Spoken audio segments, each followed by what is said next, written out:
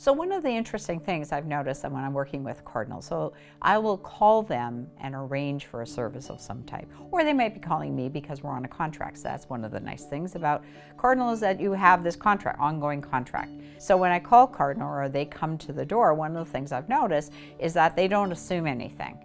The first thing they ask about is they want to confirm that what they understand is the problem.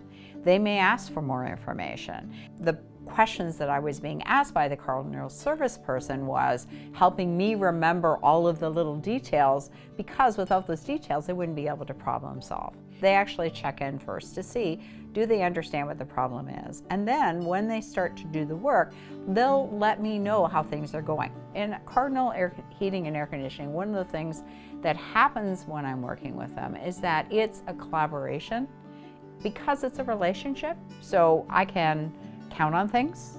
I can call them and know that I'm getting a fair estimate. You know, they're spending the time to diagnose the problem in a way. They're just not coming in looking for a quick fix. They come in and say, okay, what's really going on here? We had a crazy problem with our fire and smoke detectors.